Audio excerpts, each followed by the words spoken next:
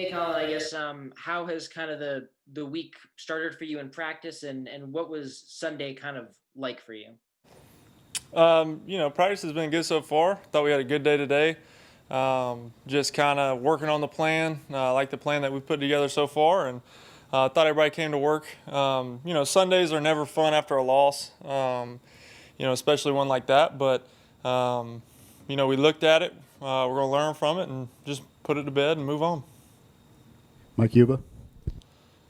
Colin, when Coach Muschamp sat down with you, and I think he said he sat down with you guys individually in terms of the quarterbacks, and then he sat down with you guys as a group. Just your initial reactions as a competitor when he said he was going to reopen the position this week, and just your initial thoughts, just from a team perspective of wanting this team to be able to take that. I missed the last part of that one. You went out. In terms of from a competitive standpoint, when you hear something like that, what's your initial thoughts, and then just big picture from a team perspective when they mentioned that they want to reopen the position this week? You know, as a competitor, you want to play, but it's a bottom line business. Unfortunately, we're 2-4, and so, it's like I've said all along. That's not my decision to make. The only thing I can control is me and how I play, my preparation, my effort, my attitude, my focus, those things. So I'm going to just continue to control what I can control, and just let Coach make those decisions. But as a team, I think we're going to be just fine. Dick Cox. The third down conversion rate was not very good Saturday. What was Texas A&M doing? It seemed like with third and long that you were having to check down to the receiver only 3 or 4 yards down the field. What were they doing that caused that? I think they did a good job on the first 2 downs. Our average third downs was 3rd and 9, and Coach said it doesn't really matter who you are in the country. You're going to have a hard time with 3rd and 9s all night. And so, they did a good job of keeping us behind schedule, keeping it in 3rd and longs. But, they really dropped back in coverage on those 3rd downs, and just kind of wanted to make you check it down and rally to the ball. And, they definitely did that. Kyle Thomas. Yeah, obviously we came out of a bye week. How frustrating is it coming out of a bye week to have the performance that we did as a team on Saturday?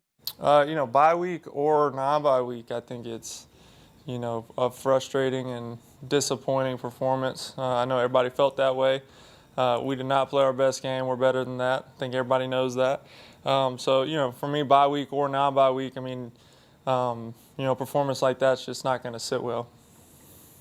Collin Taylor. Yeah, Colin, I guess Coach Muschamp talked on Sunday about just needing a spark offensively, whether that's the quarterback position or wherever. If you retain that QB1 job, how do you kind of plan on sparking this offense, and what do you feel like you can do to kind of help that if you retain that spot? Yeah, obviously we didn't play well, and we do need to make something up. But I think it's just making sure, we're all on the same page up front. We're all on the same page, just as an offense. And we're working to the right people, getting us into the right plays, and we've had success as an offense. We just we got to make sure we're all on the same page and communicating well. Joe Gorcha. Colin, that being said, whether it's you under center or someone else, how do you approach your mindset this week in leadership responsibilities to that quarterback room, knowing you're a veteran guy, and whether it's you or Helinski or Doty, how do you kind of take ownership of that group this week to make sure this team does find a way to get back on track and in the win column, whether you're on the field or not?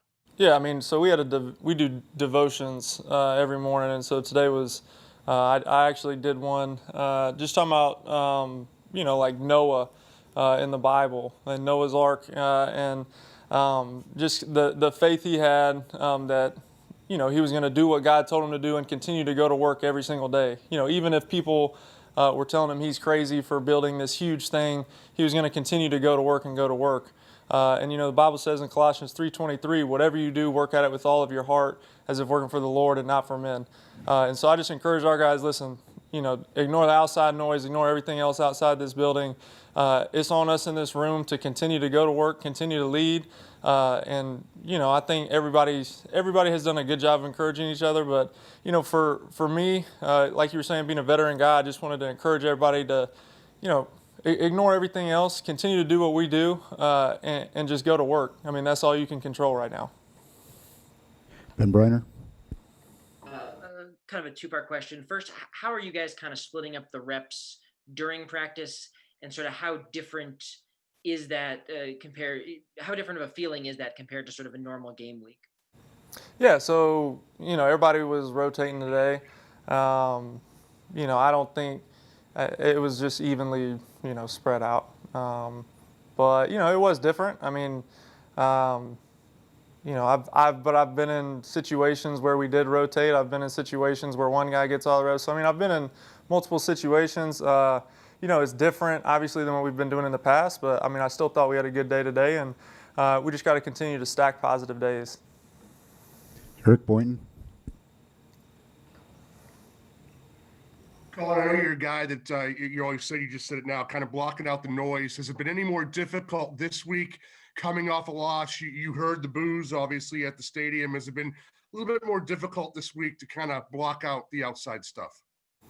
Not really. I'm not, like I said, I mean, nothing's changed for me. I'm not reading anything. I'm not on social media. I'm sure everybody has their opinions. But, I think, I was really disappointed in how we played as an offense. And, I've talked about that, but we're going to put that one to bed. It's like I said, you just got to go back to work and keep on controlling what you can control and going to work. And right now it's just preparing for Ole Miss. Kyle Thomas.